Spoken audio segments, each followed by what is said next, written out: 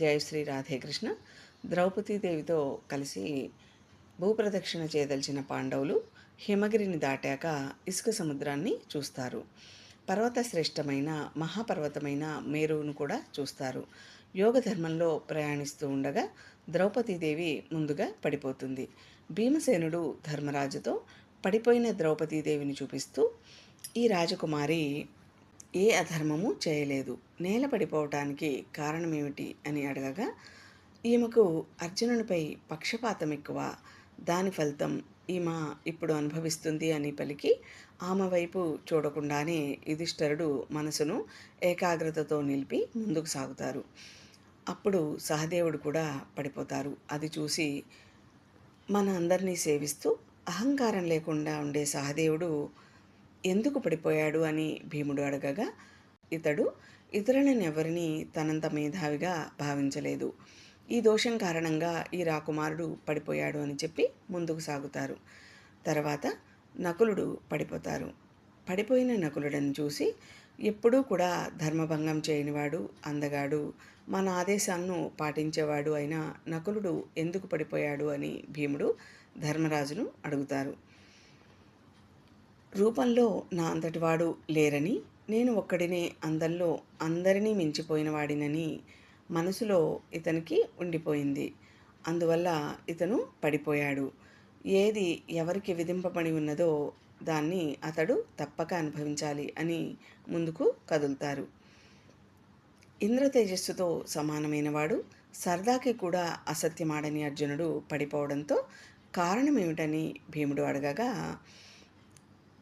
ధర్మరాజు ఇలా చెప్తారు. యుద్ధంలో ఒక్క రోజులోనే శత్రువీరులను దహించి వేస్తాను అని చెప్పి ఆ పని చేయలేదు. ఇతర ధనుర్ధారులందరినీ అవమానించారు. శ్రేయస్కాముడు అలా ప్రవర్తింపదగదు. తనకు తాను సురుడు అనుకొని అర్జునుడు పడిపోయారు అని చెప్తారు.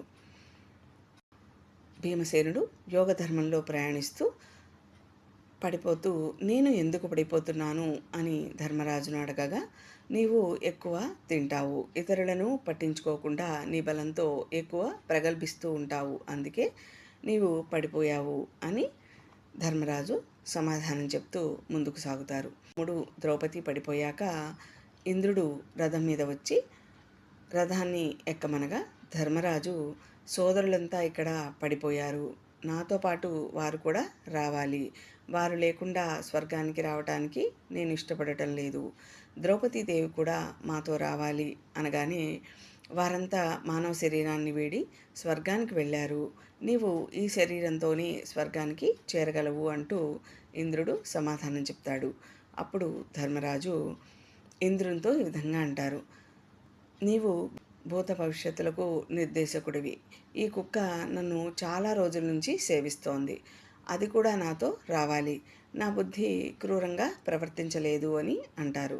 అలా అనగానే ఇంద్రుడు ధర్మరాజుతో, నీవు అమరత్వాన్ని, నాతో సమానత్వాన్ని, మహాసిద్ధిని, పూర్ణ సంపదను, స్వర్గసుఖాలను పొందావు, ఈ కుక్కను వదిలిపెట్టు, అలా ప్రవర్తించడం క్రూరత్వం కాదు అని అంటారు.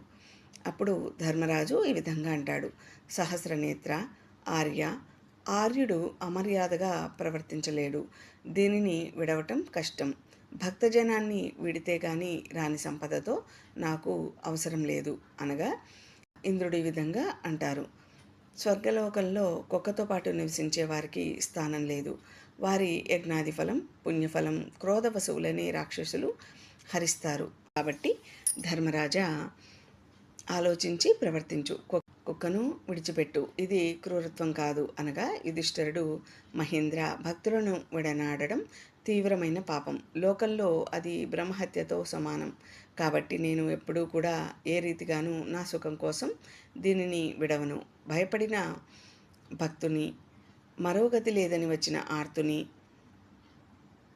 తనను తాను రక్షించుకొనలేకపోయినా బ్రతుకు మీద ఆశ గలవానిని, ప్రాణాలు పోయినా సరే నేను విడిచే ప్రయత్నం చేయను, ఇది నా నిత్యవ్రతం అని అంటారు.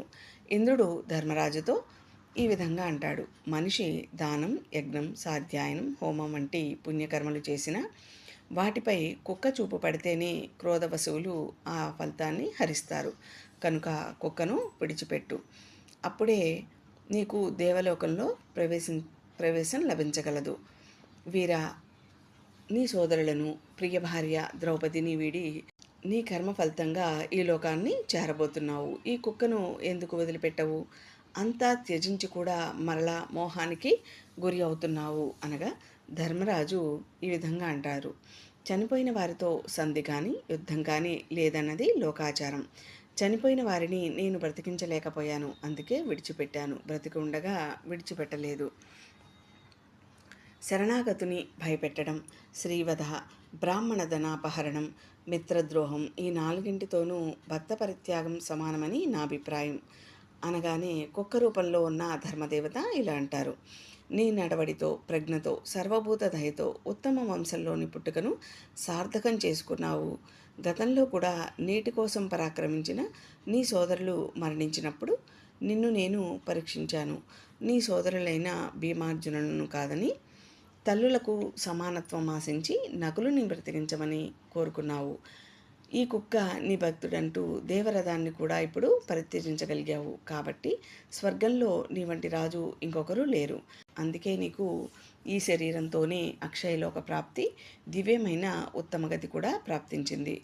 ఆపై ఇంద్రుడు, ధర్ముడు, మరుద్గణాలు, అశ్వినులు, దేవతలు, దేవర్షులు యుధిష్ఠిరుని తమ రథం మీద కూర్చోబెట్టుకొని తమ తమ విమానాలలో బయలుదేరతారు. వారంతా రజోగుణ శూన్యులు, మనస వాచ కర్మణ కూడా పుణ్యకర్మలు చేసేవారు, సిద్ధులు కూడా. ఆపై ధర్మరాజు రథంపైకి ఎక్కి తన తేజస్సుచే వేగంగా పైకి పయనించసాగాడు. అప్పుడు నారదుడు దేవతల మధ్యలో నిలిచి పెద్దగా ఇలా అంటున్నారు.